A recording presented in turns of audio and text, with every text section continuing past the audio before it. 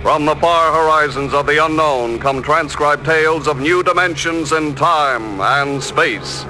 These are stories of the future. The National Broadcasting Company presents... This is ground control to Major Tom.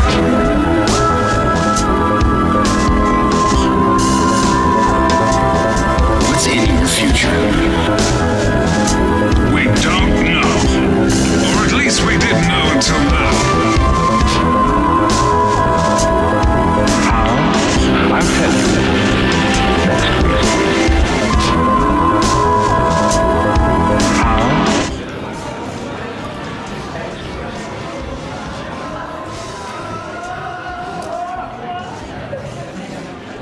I guess the thing that I notice when working with clients and artists is the ones that I remember and the ones that I always want to continue to work with and collaborate with are the ones who I just feel authentic. There's an interesting, there's obviously the show business side of music, which is people wanting to get play counts and all that kind of stuff, which is great. There's a time and a place, and there's a realm for that to operate in. But I guess what I resonate with is people who just love what they do. Like Jen said, something with earnest, something with just authenticity.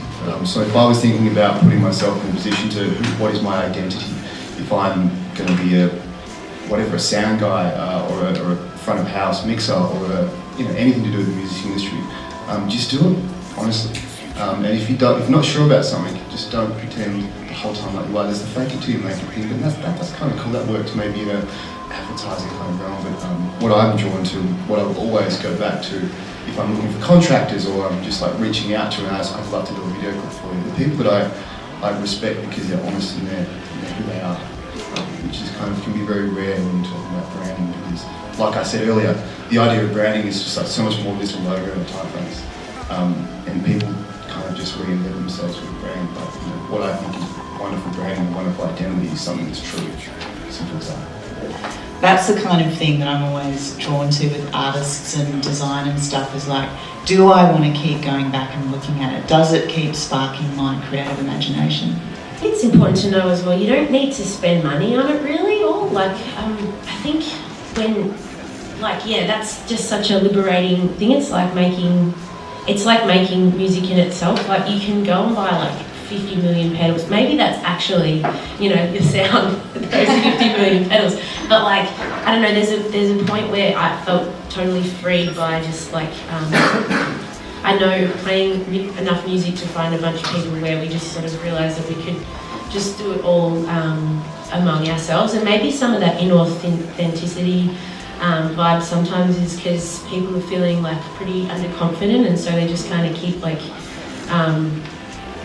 not quite zoning into just this thing that's sort of innately around them. So you don't need much money to do it all. And if you're feeling a little bit, I was definitely very nervous the first time bands I was in put out records and stuff like that, very nervous about doing it all. And I think if you've kind of got enough supportive friends around you and stuff like that, you'll all kind of come up with an idea together and be able to pull it off. And I don't know where I'm going with that, but it's a very nerve-wracking thing, and I think that sometimes it makes that process of finding artwork harder, because that thing often happens when you're looking for a cover of something, and you'll be sending it back and forth to someone who you're working with, and you come up with one thing at the start, and they go, no, not that one.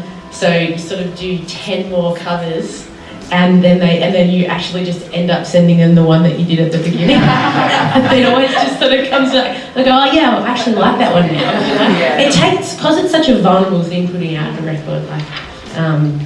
I think you just grow in confidence with that process over time. Maybe. So I guess for me, it's kind of the real kind of connection or the freshness is in the themes, the lyrical themes, and it's usually pretty close to whatever's going on in my life, and some people hate that. They're like, put your diary away, but I'm like, nah, pull it out. I love it.